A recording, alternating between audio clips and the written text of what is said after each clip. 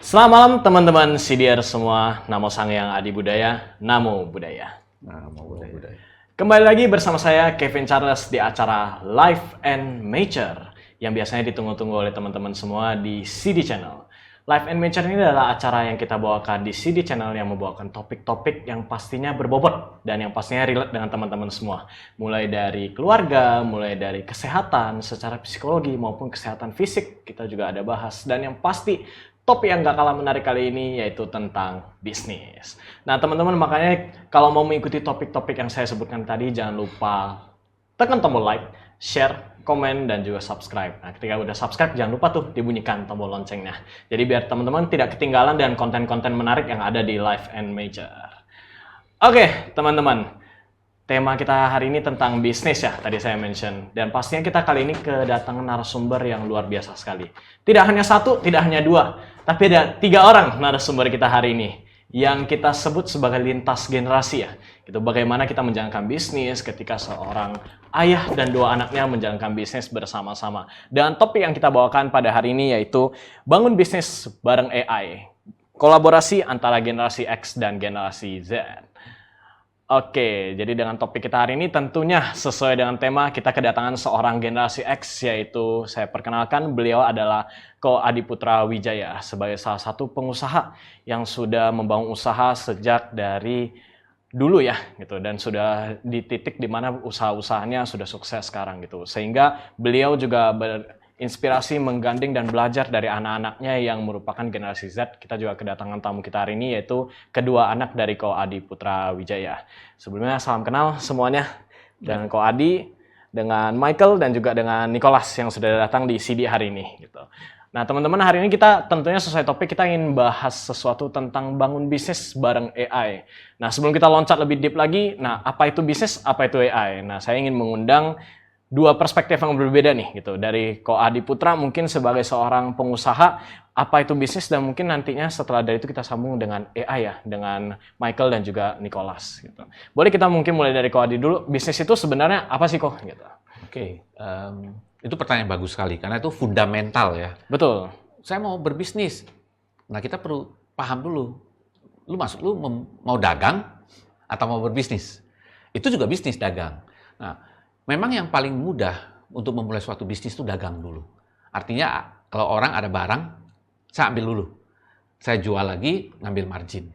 Tapi kalau kita mau start dari sebuah ide bisnis, itu jalannya lebih panjang. Tapi kalau kita udah paham tentang konsep dagangnya, ketika kita udah mulai berbisnis, itu jauh lebih mudah. Nah, sekarang kita masuk nih ke bisnisnya. Betul. Jadi, apa sih definisinya? Nah, kalau saya selalu ditanya, apa sih bisnis itu apa sebetulnya? Saya selalu katakan, bisnis itu adalah sebuah usaha yang dapat menyelesaikan masalah seseorang. Jadi, kalau dia bilang dia berbisnis, masalah siapa yang dia selesaikan? Kalau dia tidak bisa selesaikan masalah orang, atau dia selesaikan masalah dia, bisnisnya nggak bisa besar. Oke. Nah, semakin besar masalah yang dia selesaikan, menyangkut semakin banyak orang yang dia selesaikan masalahnya, bisnisnya akan makin besar.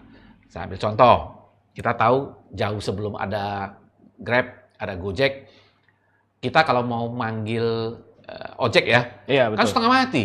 Betul. Biasa pangkalan-pangkalan tuh ya kalau ojek kan. Itu kalau ada ojek pangkalan. Tapi kalau bagaimana kalau kita di tepi jalan? Betul. Main sembarangan manggil aja, seragam pun nggak ada. Kadang-kadang mungkin bisa tersinggung kali. Lu kira gua ojek manggil-manggil? Kan begitu nggak? Nah, jadi banyak persoalan ketika saya di tepi jalan manggil ojek, saya bagaimana tahu nih ojek apa bukan? Itu udah masalah itu. Benar-benar. Ya kan? Belum lagi harga. Iya. Ya mohon maaf nih, kalau wajah kayak model saya begini, dengan yang wajahnya mungkin yang agak gelap dikit, Iya. bisa lain harga. Betul, betul. Ya kan? Benar-benar. Itu Itu masalah. fakta ya Itu yang fakta. terjadi. Belum lagi, kalau misalnya saya seorang wanita, aman nggak nih? Iya. Jangan-jangan nanti saya diapa-apain lagi. Takutnya tindakan kriminal. Kriminal. Ya.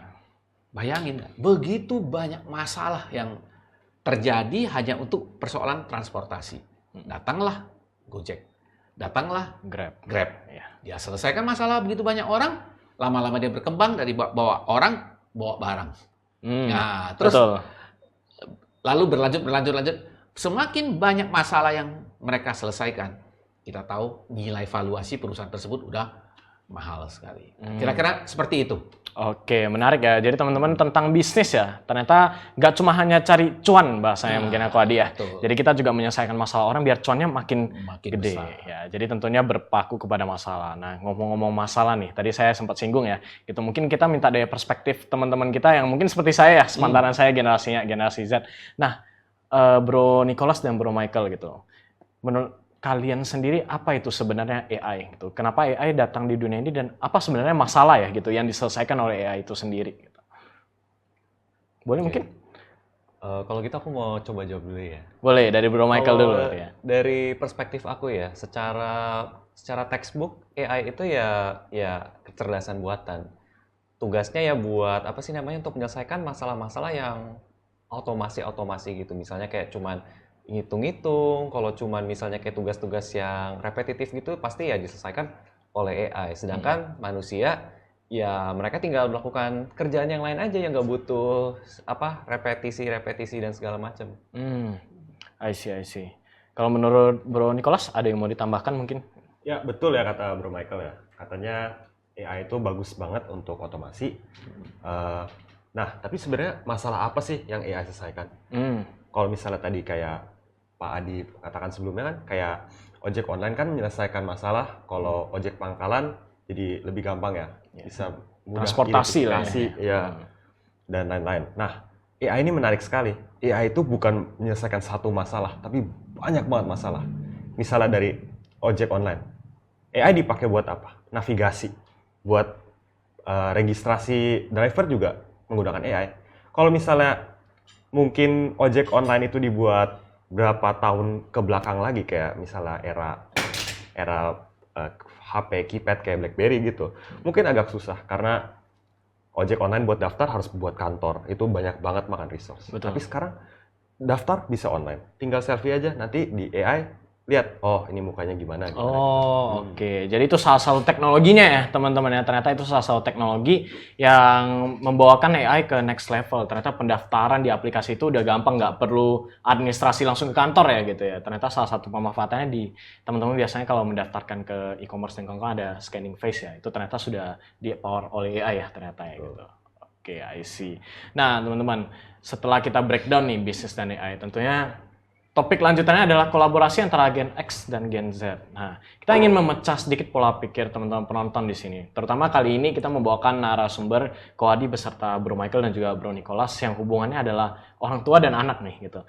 Nah, banyak di antara kita yang berpikir bangun bisnis dengan orang tua, mungkin mindset orang tua, wah kamu selalu salah nih gitu. Kamu nggak pernah benar nih gitu. Kamu harusnya dengerin saya gitu. Nah, mungkin dari perspektif anak-anak juga mikir, loh kenapa orang tua gitu terus ya pemikirannya, padahal saya ada benarnya gitu. Nah, ada ego masing-masing yang dipertahankan. Nah, kita pengen breakdown nih, terutama dari perspektif, tentunya dari perspektif Ko Adi dulu kali ya kita breakdown. Nah, bagaimana sih rasanya Ko Adi ketika kita membangun bisnis dengan anak sendiri gitu? Apakah selalu yang dibayangkan oleh teman-teman penonton gitu kan? Apakah selalu orang tua yang nge-guide? Apakah selalu orang tua yang mengarahkan gitu? Bagaimana menurut Ko Adi? Oke, ini challenging ya. Kalau saya kasih perintah ke kantor, itu pasti dilakukan. Kenapa? Takut dipecat. Benar. Tapi kalau saya perintahkan ke anak, belum tentu didengar. Iya Pak. Tapi dia nggak muncul-muncul, nggak gerak. Nah ini kadang-kadang ketahanan emosi itu diuji. Untunglah karena kita sudah sering meditasi, wah gue mau marah ini. Tenang-tenang. Mungkin cara saya ngomongnya mesti diperbaiki. Tapi kalau kadang-kadang, ayo jalan. Ya Pak, tungguin. Kok masih belum? Nada saya mulai tinggi nih. Nah lama-lama akhirnya nggak jadi jalan. Ya akhirnya jadi ribut. Nah, termasuk ketika kami nulis buku. Ide ini sebetulnya saya dapatkan saat mereka sering bikin tugas sekolah lah. Oh, I see. Kan sekarang sekolah-sekolah kan udah mulai, yuk ide bisnis. Betul. Nah, mereka itu sering nanya sama saya, Pak, kalau ide bisnisnya begini, gimana ya? Ya, untuk, ya tanpa maksudnya tidak mengecilkan mereka ya. Iya. Karena usianya, mungkin juga pergaulannya belum terlalu luas, idenya tuh terlalu sederhana. Padahal sebenarnya sekolah pun udah cukup. Iya, tapi kan saya kan cukup gitu. Nah, saya kan gatel. Coba deh, jangan kayak begini, bikin agak rumit sedikit. Nah, ketika agak rumit sedikit, mereka mulai agak nggak nyaman. Berarti kan mesti extra mile. Iya. Orang gini aja udah oke kok sekolah, kenapa kok papa bikin gua repot? Gua jadi ditunggu teman-teman mau main game nih. Jadi gara-gara ini jadi Iya, biasanya itu alasan utama. Itu terjadi. Iya, benar. Nah, di sini memang berhati-hati ya. Saya sejujurnya juga belajar banyak dari mereka. Jadi ketika saya ngomong 1-2 persoalan, Ya. saya juga kaget. Loh, kenapa saya di counter dengan apa ya? Pertanyaan yang nggak kalah tajam. Oh, I see. Saya mulai curiga. Dari mana kamu berpikir seperti itu? Ada AI, Pak. Wah, di sana itu saya, I see. wah, saya mesti belajar nih. Saya mesti belajar nih. Ya, akhirnya singkat cerita, ya lahirlah buku ini. Judulnya Bangun Bisnis Bareng AI, ya. Daripada bareng ortu ribut, bareng anak ribut, udah kita pakai AI aja deh, netral. Oke, I see. Makanya akhirnya lahirlah buku Bangun Bisnis Bareng AI ya gitu ya. Nah, mungkin kita juga mau tahu nih perspektif dari Bro Nicholas sama Bro Michael juga. Bagaimana nih ketika konsultasi dengan Papa? Apakah yang saya sebutkan tadi ya kira-kira terjadi realita atau enggak, dan bagaimana mungkin kita sebagai posisinya ketika ingin, mungkin saya spesifiknya ketika ingin menulis buku ini gitu. Bagaimana Bro Nicholas dan Bro Michael itu mungkin menurunkan ego ya kalau bahasanya kita ya. Mungkin menurunkan ego untuk oh ya udah kita mau coba dengerin Papa gitu. Kita mau coba kolaborasi dengan AI gitu. Bagaimana menemukan titik tengahnya gitu ketika ada perbedaan pendapat. Kalau dari aku sih mungkin lebih ke message yang ingin disampaikan sih. Karena kan emang sekarang akses untuk AI itu kan makin gampang ya. Apalagi kan engine AI kan nggak cuma satu doang, kayak dulu kan paling kita tahu cuma ChatGPT. Sekarang udah ada apa? Gemini, Copilot segala macam. Yes. Kan udah macam-macam dong. Dan bahkan di sosmed juga kita nggak jarang lihat kayak akun-akun sosmed gitu, kayak akun-akunnya mahasiswa. Mereka juga mulai promosiin tuh AI ini buat tugas ini, buat tugas ini. Nah, dari maraknya AI yang udah beredar, aku jadi kepikir nih, kayaknya kalau misalkan AI keseringan dipakai tanpa adanya landasan berpikir dari manusia itu sendiri, atau ada campur tangan dari pikiran manusia dan apa yang dihasilkan dari manusia itu sendiri, rasanya kayak bakal apa ya, nggak organik gitu. Malah kesannya bukan manusia yang kerja, tapi malah si mesinnya ini yang kerja buat kita. Memang buat AI ini untuk memudahkan manusia, tapi untuk tugas-tugas otomasi. Tapi kalau misalkan dalam hal bidang kreativitas segala macam itu, menurut aku kayaknya nggak boleh diambil sama apa sih namanya mesin. Karena kan kalau manusia itu kan mereka kan punya jiwa ya. Ya, Mereka betul. menciptakan sesuatu pasti kerasa dong kalau oh ini buatan manusia, oh ini Ya. kerasa nih jiwanya. Kan beda kalau mesin, kan kita bisa lihat dong kayak oh ini terlalu rapi ini. Justru kalau ada gagalnya itu justru malah bagus. Jadi apa ya, kebanyakan orang pakai AI itu apalagi tugas karena mereka takut dapat nilai jelek. Mereka tahu tulisan mereka jelek. Tapi kalau kita nggak tahu kalau kita salahnya di mana, kita nggak bakal bisa belajar. Betul. Kita cuma bisa terus mengandalkan AI terus. Ah, Kecuali kalau kita jadikan AI ini sebagai sparring. Misalnya dalam menulis buku nih. Kita kan kalau nulis buku sendiri kan kalau misalkan kita nggak ada apa sih namanya untuk yang mintain pendapatnya. Paling kalau kita minta pendapat orang lain, mungkin orang kan kalau ngasih pendapat kan kayak oh ya bagus, oh ya kurang di sini nih kayaknya. Kalau sama AI kan pasti di point out gitu kayak oh mungkin pas bagian ini kayaknya ini deh. Atau kalau misalkan kita nggak setuju sama AI juga ya gitu-gitu aja sih. Maksudnya kayak ya adalah gitu teman untuk buat argue. Diskusi feedback dua arah lah ya Iya, sebenarnya gitu. benar. Kan. Oke. Menurut Bro Nicholas gimana nih? Ya, jadi untuk secara spesifik dalam menulis buku ini ya, kayak tantangan yang kita hadapi itu, terutama itu pas di dalam buku Bangun Bisnis Bareng AI ini kan, Papa kan ngasih banyak pandangan soal AI gitu. Iya. Dan salah satu roadblock yang kita hadapi itu terhadap bagaimana cara kita menyikapi generative AI. Karena di draft awal bukunya banyak sekali mention tentang generative AI. Oh ya, betul. Papa kan dari Gen X ya, nah kita kan Gen Z. Mungkin Papa nggak ngerti waktu itu kalau marketnya Gen Z itu tuh nggak suka sama yang namanya generative AI, apalagi buat gambar gitu kan. Iya, betul. Dimana kalau misalnya menggunakan let's say profile picture AI gitu, itu pasti bakal dihujat. Kayak misalnya kita ngomongin apa di Facebook gitu kayak wah ini nggak bener deh, si A, B, C, terus ada yang reply, lu pakai profile picture AI, argumen kamu nggak bener gitu. Pasti aja ada masalah gitu kan. Iya, betul, Nah, betul. Tapi setelah kita banyak diskusi ya, terutama ya menurunkan ego masing-masing, kita akhirnya mencapai satu kesatuan bahwa generative AI dipakai tapi bukan buat art, tapi mungkin buat sesuatu yang lain. Seperti yang dikatakan Bro Michael, bahwa orang-orang itu lebih suka sesuatu yang organik, sesuatu yang ada karakternya. Kalau misalnya generative AI kayak soal gambar kan mulus banget. Betul. Dan nggak ada karakternya. Kayak kalau misalnya kita lihat mungkin gambar yang dihasilkan oleh orang yang suka menggambar, kita kan bisa lihat kayak patah-patahnya. Kita tahu gitu kayak dia kesulitan di mana atau apa yang mau ditekankan. Dimana selain itu generative AI juga masih berkembang, jadi belum bagus gitu. Ya, lebih ke belum benar-benar men-solving semua masalah yang diinginkan oleh marketnya sebenarnya untuk generative AI ini ya gitu ya.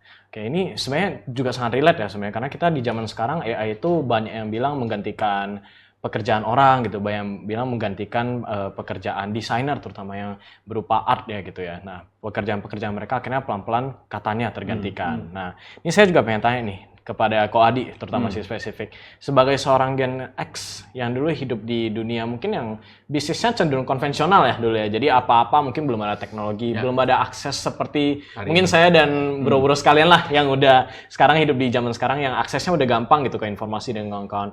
Shock terbesar Ko Adi ketika misal AI ini muncul sebenarnya apa? Kecepatan. Kecepatan. Jadi, contoh, saya ada ide. Kan biasa lah ya kalau kita launching produk. Ya. Kita perlu tahu dulu, sebelum launching, create produk. Ya. Nama produknya apa? Produk ini bentuknya apa? Target marketnya siapa? Terus bikin mock-up, panjang sekali. Saya dalam karir saya banyak create produk. Yang gagal tuh banyak sekali. Jadi kalau hari ini kita lihat produk-produk yang sukses, banyak orang tidak tahu. Proses creating new product di belakang itu yang gagal berapa banyak, tidak ada yang tahu. Karena kan nggak pernah diceritakan. Nah, kalau dulu saya mulai dari brainstorming sampai akhirnya keluar mock-up. Itu lama sekali. Meeting lah, ini bisa itu, sangat consume resource besar sekali. Tapi hari ini, saya dari mulai ide sampai keluar mock-up, gambar ya, kurang dari 3 jam. Wow. Ini kan menakutkan gitu loh. Menakutkan. Jadi betul. ketika saya panggil tim, dia udah tinggal kerjain. Seperti tadi kan disebutkan Michael sama Nico. Ini terlalu mulus nih. Saya mau kamu tolong gambar ulang. Dengan karakter begini. Udah cepat sekali. Kalau zaman dulu kan, dia bikin gambar, kasih ke saya. Enggak deh, ini kurang nih. Dia balik lagi, bolak-balik. Mulai dari nol ibarat katanya dulu. Lamanya minta ampun. Sekarang, saya maunya kayak begini, tolong begini. Maksimal 2 kali. 2 kali ya? Makanya saya bilang, berminggu-minggu hanya kurang dari 3 jam sudah tuntas. Wow. Jadi itu shock terbesar Ko Adi sebenarnya. Saya shock sekali. Oke, tapi menurut Ko Adi sendiri ketika AI ini hadir di dunia bisnis nih, dia hadir di dunia pengusaha, terutama kan kita anak-anak Gen Z ini suka banget ya gitu. Mungkin teman-teman penonton yang Gen Z juga pasti relate. Kita suka banget ketika ada ide bisnis nih, kita langsung lemparkan ke AI gitu. Apa-apa kita langsung lemparkan ke AI. Pertama kali Ko Adi ketika mendengar AI ini, apa tanggapan Koko ketika mengetahui mungkin anak-anak Koko itu memanfaatkan AI untuk menjalankan ide-ide mereka? Saya sebenarnya senang. Artinya apa? AI membantu udah setengah jalan. Jadi kalau zaman dulu saya 10 tahun yang lalu lah ya, kan CD juga kan pernah bikin kompetisi ide bisnis. Idenya tuh sangat mentah ya, maksudnya. Iya, betul. Bolak-balik. Jadi kita pencurian tuh, nggak seru-seru, tapi kok sayang ya. Kenapa nggak begini? Karena hari ini mereka itu ditoel dikit, lawannya AI. Tinggal prompt-nya. Betul. Tinggal prompt-nya pas. AI bisa kasih tahu, kelemahanmu begini. Terus malah ditanya balik. Saya sering sekali kalau kasih prompt ya, setelah saya briefing, kamu paham, tolong ulangi dan berikan saya pertanyaan. Agar apa yang saya tanyakan itu menjadi tajam. Pertanyaan-pertanyaan AI juga melatih saya untuk bikin prompt akhirnya. Nah, akhirnya dari 2-3 kali, karena saya udah pengalaman lah. 2 kali bolak-balik, itu udah yang tadi saya bilang. Memudahkan banget ya. Luar. Nah, sejak saat itu, Saya jadi ketagihan pakai AI juga. Keracunan. Keracunan akhirnya. Tapi sekali lagi bukan untuk yang ini ya, tapi Iya. saya butuh untuk sparring gitu loh. Ya, butuh untuk komunikasi dua arah yang which means belum tentu ketemu di orang lain gitu kan. Betul. Ya, itu sih kadang-kadang yang mungkin kita rasakan ketika ngobrol dengan AI ya gitu ya. Nah, ini juga makanya kalau dari saya pribadi ingin bertanya nih, mungkin dari Bro Niko dulu deh gitu ya. Kalau dari saya mungkin karena kita sama-sama Gen Z mungkin ya di zaman, mungkin memang beda umurnya ada gitu. Tapi ya tetap masih di kalangan Gen Z yang sama. Kita hidup di dunia yang akses ke apa-apa informasi gampang. Kita hidup di dunia yang mungkin AI itu something yang sudah sangat common lah di kita gitu. Nah, kalau ketika ngebangun bisnis dengan AI, apalagi bersama orang tua nih sekarang nih, ketika membangun bisnis dengan AI dan orang tua, menurut Niko sendiri apakah membangun hal yang seperti ini, apalagi jangan ada ayah sendiri yang punya mindset seperti ini, termasuk privilege kah? Atau misalnya ini udah hal yang seharusnya wajar gitu dilakukan oleh orang-orang di luar sana gitu? Kalau menurut saya pribadi ya, ini tuh sebenarnya masuknya privilege sih. Apalagi papa pengen merendahkan egonya dan untuk mau bekerja sama dengan saya. Jadi saya sebagai anak harusnya respect papa lah. Ya. Kebanyakan anak-anak zaman sekarang kan mau punya ide atau apa kan ditolak atau apa gitu. Betul. Sama mungkin orang tuanya. Jadi ya saya sangat bersyukur lah saya memiliki ayah saya yang mau bekerja sama dengan saya. Di mana usul-usul saya seperti masukan saya terhadap buku yang kami tulis bersama masih diterima dan kita bahkan mencapai suatu kesatuan. Jadi ya menurut saya ya untuk mungkin penonton ya yang punya anak yang mau diajak bekerja sama atau punya kreatif, tolong bimbing mereka atau tolong ya encourage mereka. Pasti mereka mau bekerja sama bila Anda mau bekerja sama. Iya, sebenarnya tergantung dari orang tua mau merealitkan diri atau enggak ya, Ko Adi ya, terutama gitu Itu ya. nadanya. Ketika nggak kan gini, kalau orang tua itu saya paham sih. Iya, Di kantor perintah langsung dieksekusi. Di rumah belum tentu. Betul. Nah, jadi belum sempat idenya besar, udah ribut-ribut duluan. I see. Iya sih, benar sih. Terkadang karena itu ya terjadi Kan ego kamu antara alami satu sama lain yang ternyata Nah, nggak juga dengan kelar-kelar. orang tua lah kan. Iya, betul. Nah, tapi saya juga mau bertanya nih ke Bro Michael.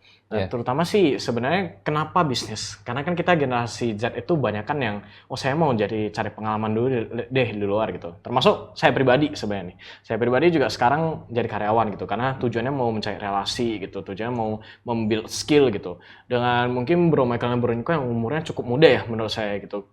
Why bisnis gitu? Why nggak bekerja dengan orang dan mencari pengalaman di luar? Mungkin kalau aku sih nggak yang langsung bikin bisnis ya. Kalau aku sih realistis aja. Maksudnya kalau belum ada pengalaman, ya paling kerja dulu lah sama orang lain. Ya kayak tadi yang Ko Kevin bilang buat nyari relasi, nyari pengalaman segala macam. Dan kebetulan kan aku kan punya papa ya. Pak Adi di sini sebagai mentor sekaligus sebagai privilege dan juga sebagai unfair advantage dan juga sebagai batu loncatan mungkin. Menarik nih sebenarnya nih. Gimana ya?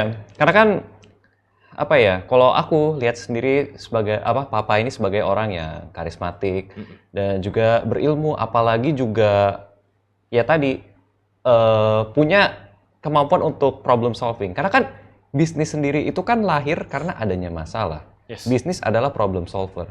Apakah bikin bisnis itu gampang? Gampang. Tapi masalah apa yang mau diselesaikan? Karena jujur kalau mau bikin bisnis, kayaknya saya mau jualan kerdus aja sih. Kalau mau, Simple ya? Iya. Ya, betul. Tapi sekali lagi tergantung tempatnya di mana.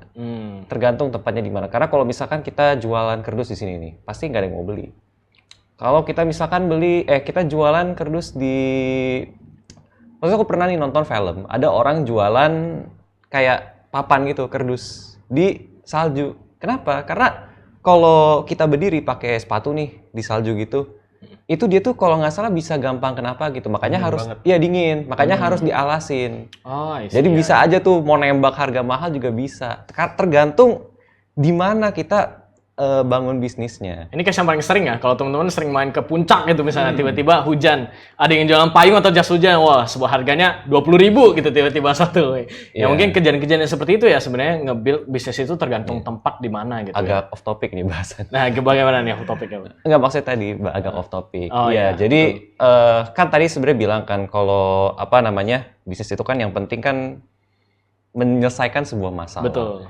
Terus ya tambahan lagi, value-nya tergantung dari di mana bisnis itu dibuat. Betul. Masalah ya kan pasti kan setiap ini kan pasti ada masalahnya sendiri dong. Kita cuma tinggal cari tempatnya itu aja sih. Benar. Bro Niko terlihat pengen ngomong nih tadi nih. Kalau saya boleh menambahkan ya. boleh. Tadi kan pertanyaannya kan kenapa bisnis? Kenapa nggak mungkin jadi karyawan gitu kan? Betul. Karena menurut saya di zaman sekarang yang AI itu banyak banget. Bisnis itu buat kita itu gampang banget buatnya. Karena mungkin kalau di zaman apa-apa ya, itu untuk bikin bisnis itu banyak perhitungan. Kayak kira-kira proyeksi keuntungannya berapa, ini bisa nutup gak buat bulan depan gitu. Apalagi kalau misalnya restoran ada karyawan gitu kan, bahan baku dan lain-lain. Tapi kalau sekarang kita misalnya mau bikin restoran nih, ChatGPT kita nanya, ChatGPT, tolong carikan kira-kira nih warung yang di daerah X per bulannya berapa gitu. Kalau misalnya musim hujan apa pasti dimasukin ke equation-nya. Contohnya kayak kalau misalnya lagi akhir tahun atau misalnya kayak tahun baru gitu, mungkin kata dia kayak lebih gede sales-nya karena banyak orang tuh biasanya tahun baru tuh pengen spend more gitu, atau bisa lebih kurang karena pengen menghemat gitu, new resolution gitu. Betul. Misalnya kayak kira-kira nih kita masuk gak bikin bisnis ini gitu di tahun segini, nanti dikasih tauin kayak trennya buat tahun ini tuh kurang karena orang udah nggak pakai lagi contohnya gitu. Iya benar. Karena kalau misalnya kita bilang soal baca data, pasti mesin lebih bagus daripada kita. Pasti ya. Tergantung kita yang ngasihnya data buat apa yang dibaca. Kita juga jangan asal ngomong aja kayak tolong cariin gitu. Kita harus cari sendiri. Kita harus tahu dulu, oh ini bener nih, ini dari dokumen asli dari mana gitu kan. Kasih dia suruh baca. Gitu. Berarti sebenarnya untuk meminimalisir error marginnya ya, kita juga harus nge-promptnya dengan lebih spesifik ya sebenarnya gitu ya. Oke, I see. Tapi nih, kalau kita ngomongin Gen X dan Gen Z ya, lagi-lagi tentang bisnis dan AI gitu ya. Nah, pernah nggak sih sebenarnya di rumah ada perdebatan besar soal AI gitu? Karena kan mungkin di awal-awal dengan Koadi yang mungkin nggak tahu tentang AI gitu ya, sampai mengenal AI, sampai mungkin sekarang keracunan gitu ya, ke arah positif gitu, pengen memanfaatkan AI sebisa mungkin gitu. Nah, dulu tuh ketika mungkin Koadi belum mengenal AI, ada nggak perdebatan besar di rumah terkait dengan AI itu sendiri?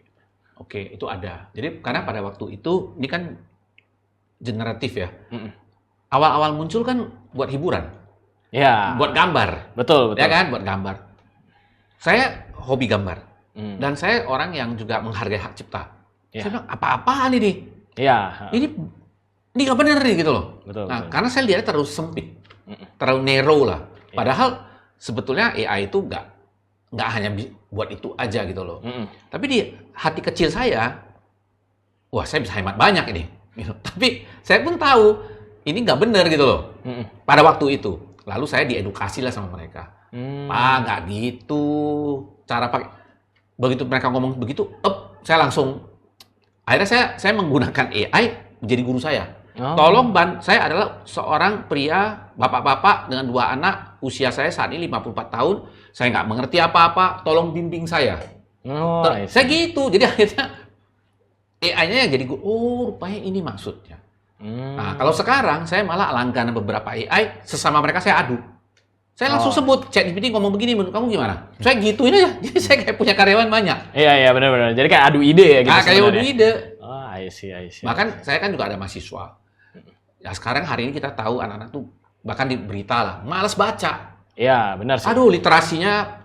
Jadi kalau saya bikin kasih tugas, mereka itu langsung tanya ChatGPT. Atau pakai AI lah. Iya. Saya yang baca bukan, saya tahu. Ini kalimat yang dia gunakan ini terlalu cerdas. Langsung ketahuan. Iya, betul. Ya kan? Kadang-kadang ketahuan banget ya. Ketahuan. Iya. Saya diemin aja. Hasil ujian jawaban mereka, saya lempar ke AI.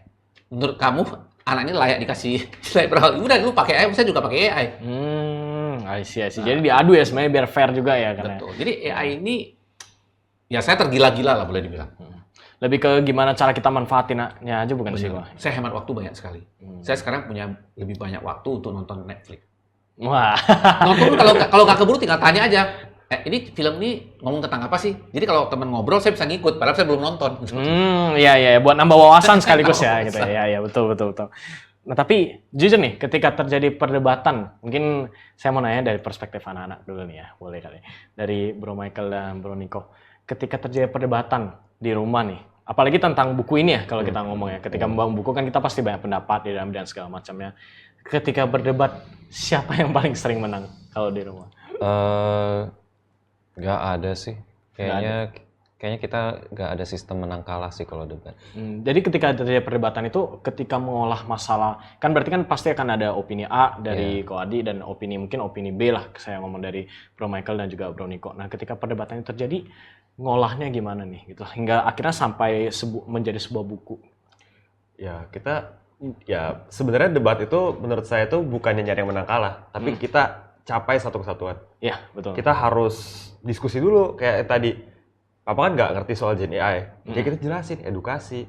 Jadinya kita mencapai satu kesatuan bahwa Gen AI itu mungkin bukan gambar gitu, tapi teks gitu. Atau kalaupun itu pun kita kayak ngasih kayak garis bawah gitu, ini jangan, itu jangan gitu. Oke, berarti lebih ke edukasi ke Papa dulu ya sebenarnya, dan ketika Papa udah ngerti, baru tuh bisa mencapai satu kesatuan di dalamnya. Oke. Makanya tadi disebut privilege ya sebenarnya, itu punya Papa seperti ini yang mungkin lebih mau ngedengerin sebenarnya gitu. Oke, I see. Nah, dari bangun bisnis bareng AI yang gini, saya juga sering nonton mungkin beberapa acara TV ya, yang dimana kita nge-create sebuah bisnis, mereka nge-create sebuah idea dan dilemparkan ke mungkin para investor gitu. Kalau saya ngomong, mungkin teman-teman ada yang pernah nonton juga konten-konten seperti itu ya. Nah, ketika dilemparkan ke investor, dari investor kan mereka perspektifnya pasti perspektif pengusaha atau komersil. Bagaimana bisnis ini bisa menghasilkan uang kalau dari mereka. Nah, tapi sedangkan dari orang yang create bisnis itu atau orang yang create idea tersebut, ego mereka pasti, gue udah solving masalah ini nih gitu, gue udah menyelesaikan suatu masalah gitu. Nah, tapi kadang-kala di TV show itu ada beberapa idea yang mungkin dari kita penonton melihatnya, oh iya ya, kenapa gak kepikiran gitu. Tapi dari perspektif investor itu, wah ini gak bakal bisa menghasilkan uang. Nah, mungkin dari perspektif Ko Adi mungkin yang saya mau nanya, dengan pengalamannya as pengusaha. Kalau saya ngomong bahasanya mungkin sekarang kita di Gen Z itu sering dibilang entrepreneur sebenarnya. Nah, apa sih bedanya sebenarnya perspektif dari investor yang dari sisi komersil, kenapa suatu idea yang mungkin dari perspektif kita para penonton itu bisa menghasilkan sebenarnya, tapi bisa menghasilkan dan memang solving suatu problem. Tapi kenapa dari investor itu pandangannya beda?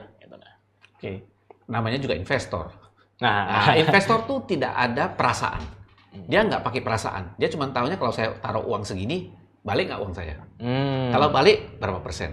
Iya. Tapi sebaliknya, kalau founders, dia ada emotional. Itu bisnisnya kayak baby dia. Wah, lu bilang nih, jadi egonya lebih main banyak ego. Kalau investor, dia cuma lihatnya laba rugi. Ya bisnis memang begitu. Kalau bisnis nggak untung, masa diterusin? Iya, masa diterusin. Betul. Jadi sehingga, kalau pada masa saya, sebuah ide itu orang begitu menghargai sekali. Wah, idenya hebat loh, lu bajak ide gua lah ini. Tapi hari ini, ketika ide begitu mudahnya didapatkan, maka eksekusi menjadi lebih mahal. Semua orang boleh punya ide yang sama. Kan kita bikin buku ini, semua orang baca nanti. Dia menggunakan prompt, adu prompt lah. Benar. Bisa saja idenya sama-sama muncul based on si AI. Iya. Tapi yang sukses adalah siapa yang mampu eksekusi. Lebih ke eksekutornya. Eksekutornya. Ya. Kalau AI bisa bantu nggak? Bisa, tapi cuman omong doang. Lu mesti begini, lu mesti begitu. Kalau nggak dilakukan kan nggak tahu. Betul. Cuma idea ya belum tentu bisa eksekusi ya. Oke, sih. Berarti sebenarnya tergantung dari kapasitas dan kapabilitas kita juga ya gitu. Bagaimana kita bisa mengeksekusi sebuah idea yang ternyata di-generate dari AI tersebut gitu ya. Mesti dites. I see, oke. Tapi selain dari menghemat waktu nih, dari Ko Adi sendiri dari perspektif bisnis, kalau misalkan pemanfaatan AI itu paling besar selain dari waktu ya? Karena kalau saya kan juga beberapa kali menggunakan tools seperti AI, ChatGPT dan yang lainnya, ternyata memang di pekerjaan saya juga lumayan menghemat waktu. Tapi kalau menurut Ko Adi sebagai seorang yang mungkin build bisnis nih gitu, selain dari waktu dan selain dari idea tadi yang mungkin udah kita breakdown, sebenarnya AI ini apakah menjadi sebuah ancaman yang kata orang-orang itu menggantikan orang gitu. Nah, itu bagaimana dengan idea bahwa orang-orang itu sering ngomong AI itu menggantikan orang nih gitu. Oke. Saya dulu juga berpikir seperti itu. Wah, gawat ini. Iya. Saya cemas kan, mana anak saya gimana bisa nganggur nih. Belum tamat, pekerjaannya udah hilang. Iya. Tapi kemudian saya sadar, AI akan menggantikan orang yang tidak mau belajar AI. Wow, iya. Saya belajar AI, saya dengan berani, lu nggak akan bisa gantiin gua. Karena gua tahu lu. I see. Oke.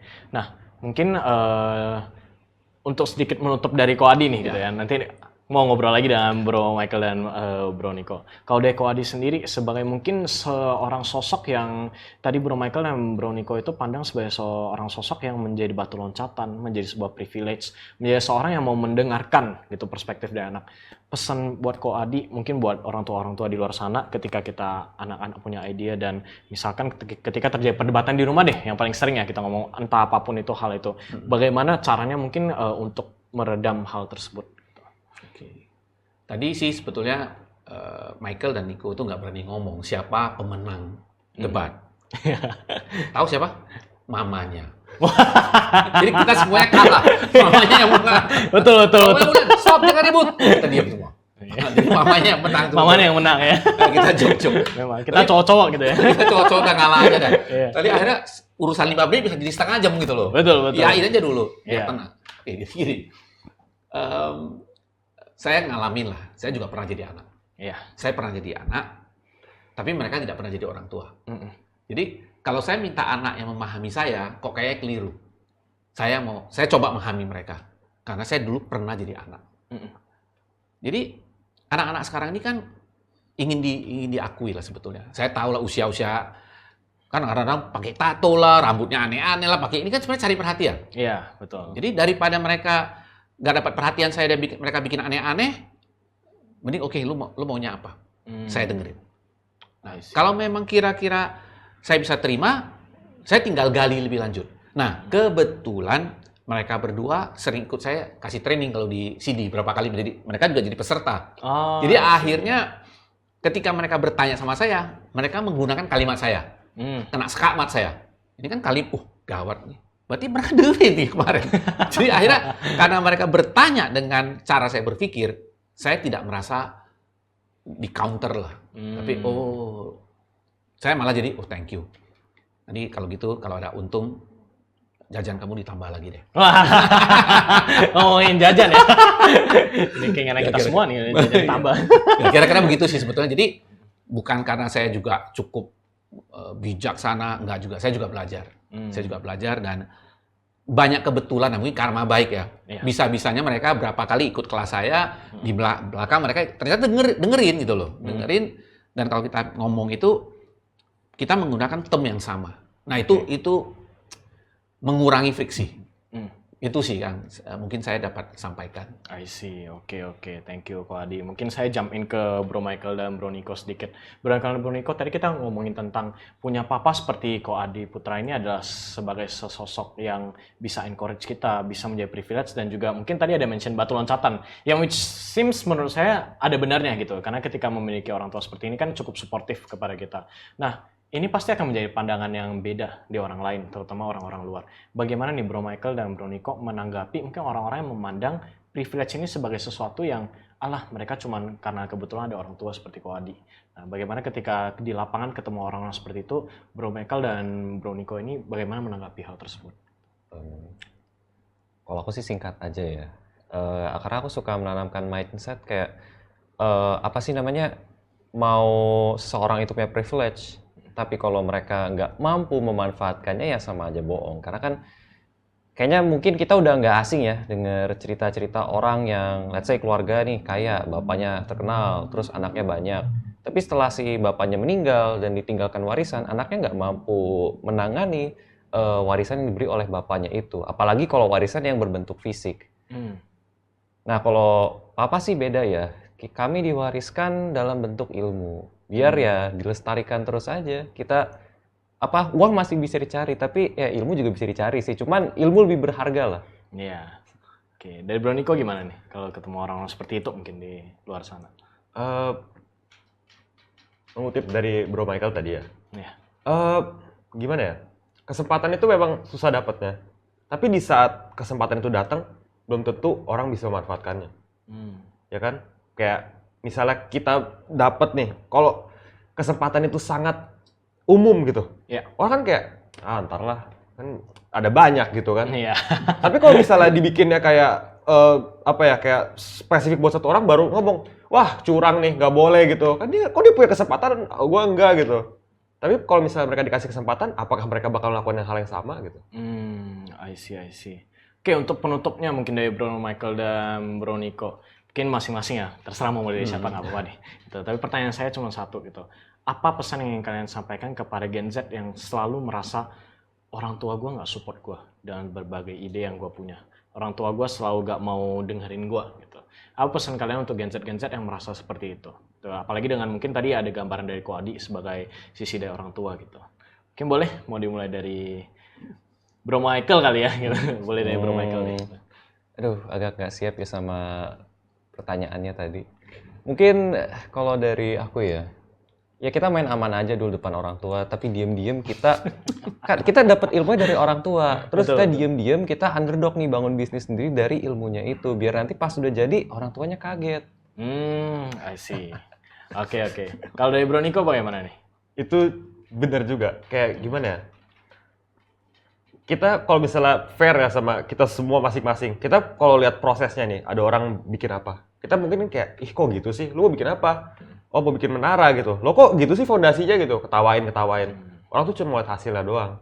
Jadi mungkin buat orang tua yang belum kayak nggak mau mendengarkan anaknya, coba lihat dulu atau appreciate effortnya. Dan mungkin kalau misalnya bagi anak-anak dari orang tua ya coba berikan hasil gitu, kayak hasil ke orang tua supaya mau didengar gitu. I see. Berarti gimana caranya orang tua mau feedback ke kita tergantung juga hasil yang kita produce ke mereka juga ya. Oke, I see. Oke, karena waktu kita cukup terbatas, thank you Ko Adi, Bro Michael dan juga Bro Nico yang udah sharing hari ini di CD, terutama tentang bangun bisnis bareng AI ya, bagaimana pemanfaatan AI untuk kolaborasi antara Gen X dan juga Gen Z di hari ini. Gitu. Nah teman-teman semua, saya juga ingin briefly introduce sedikit. Nantinya setelah kita bahas dari topik ini, kita juga akan menginitiate sebuah acara ya, kemungkinan besar dalam bentuk sebuah kompetisi. Jadi kalau teman-teman ingin stay tune dengan informasi-informasinya, boleh langsung di-follow aja sosial media CD dan juga di-follow aja CD channel. Siapa tahu kita akan membuat chapter 2 ya untuk topik AI ini gitu. Oke, teman-teman semua, saya juga ingin memperkenalkan sedikit tentang rumah konsultasi CD.